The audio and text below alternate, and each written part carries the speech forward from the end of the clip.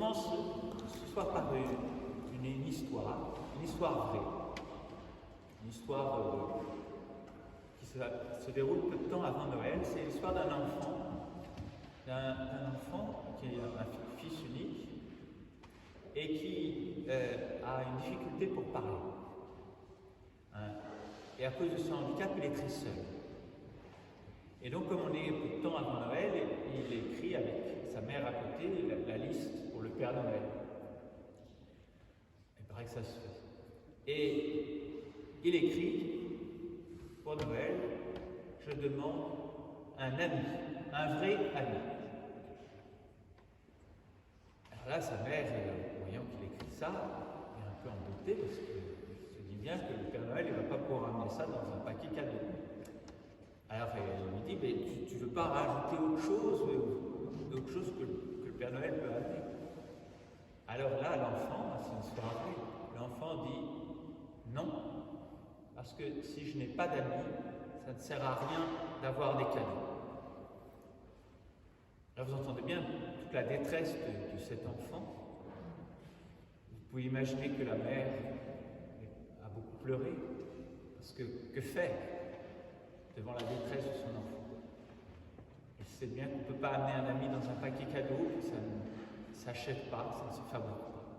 On ne peut rien faire.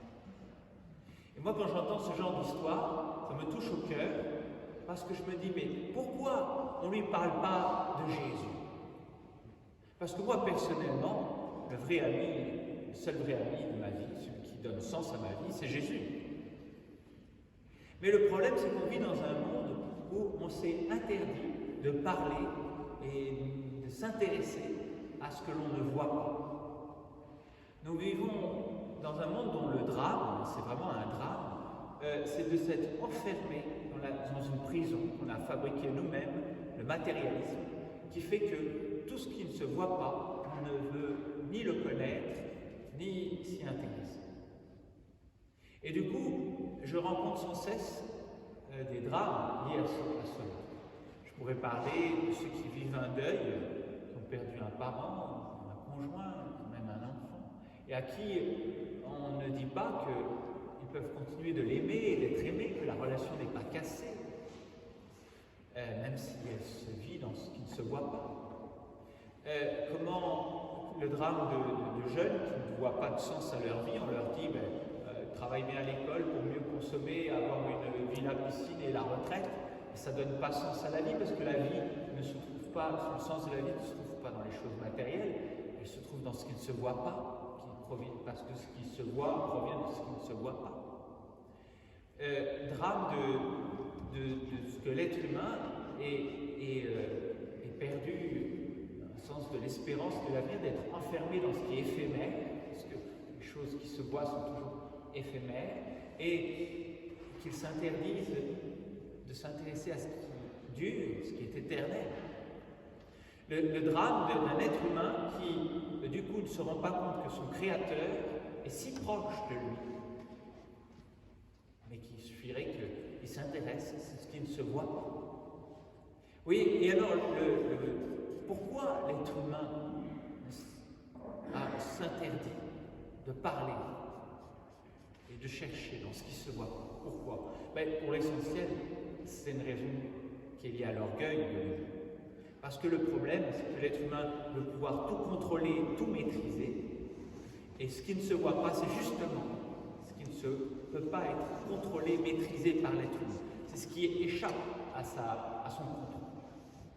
Alors que dans le domaine de la matière, alors là, il faut tout façonner, détruire pour reconstruire. Vous voyez, c'est le grand drame que nous vivons. Et l'exemple du petit enfant vient nous montrer combien ça peut provoquer une vie cassée. Parce qu'on s'est interdit cela. Et le mystère de Noël, c'est justement une porte qui nous est ouverte vers ce qui ne se voit pas. Une porte qui nous est donnée de nouveau. Et cette porte, c'est l'humanité de Jésus. L'humanité de Jésus devient la porte entre nous, qui sommes enfermés dans ce qui se voit, vers ce qui ne se voit pas. Et c'est ça qui est extraordinaire dans la vie. Alors vous allez me dire, mais c'est bien beau que la porte soit Jésus, l'humanité de Jésus. Mais comment passer par la porte? Alors j'ai trouvé, méditant bien la Bible, trois moyens de passer par cette porte qui nous fait entrer dans ce qui ne se voit pas, qui nous fait entrer dans ce qui donne sens à notre vie et qui est vie. La première manière de rentrer par cette porte, c'est d'avoir un regard et une attention de tendresse pour nos propres failles, nos propres défauts, nos propres faiblesses, fragilités et blessures. Et du coup, si nous arrivons à avoir ce regard de tendresse sur nos propres défauts et failles, alors nous aurons naturellement un regard de tendresse sur les failles et les défauts des autres.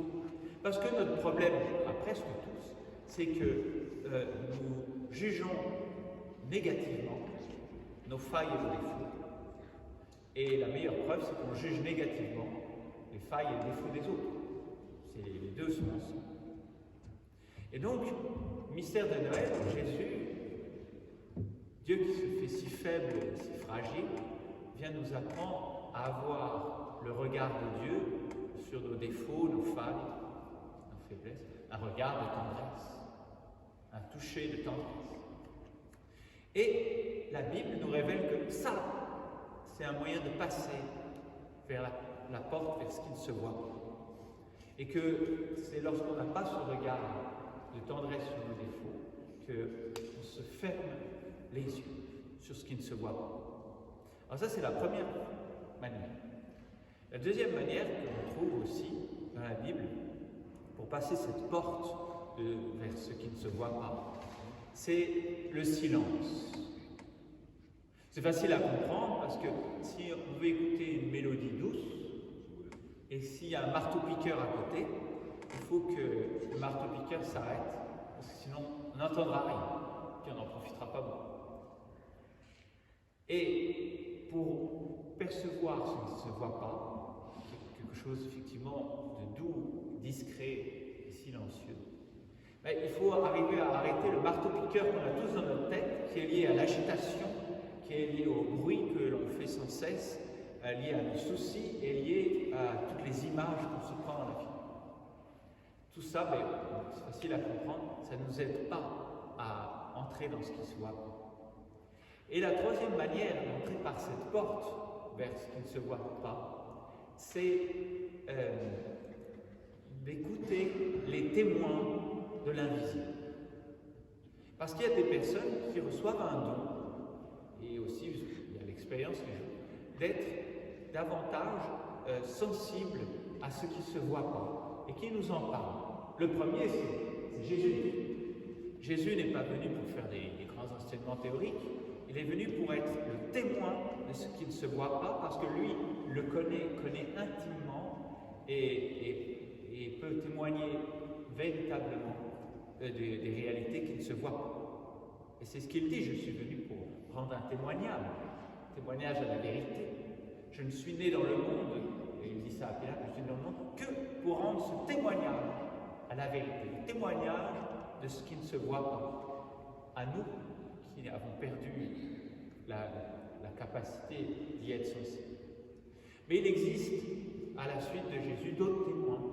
On en a tous rencontré une fois dans notre vie. Quelqu'un qui veut nous parler de son expérience profondément humaine, de ce qui ne se voit pas. Mais, comme dit Jésus, allons à nous accueillir ce témoignage. Voyez, donc ces trois manières que l'on trouve dans la Bible pour passer cette porte vers ce qui ne se voit pas. Et si on passe cette porte, qui est Jésus, l'humanité de Jésus, par la manière que vous voulez, une des trois, il y en a probablement d'autres, mais qu'est-ce que vous allez découvrir? Vous allez découvrir une présence, la présence de Jésus, notre Dieu, et une présence qui nous dit « Je t'aime comme tu es, je t'aime tendrement, pour toujours, et je tiens à toi, je tiens tellement à toi. » Et c'est pour ça que la vraie question qu'il faut se poser à Noël, c'est pas de savoir ce qu'on va manger demain. La vraie question qu'il faut se poser à Noël, c'est est-ce que je crois, est-ce que tu crois que Jésus tient tellement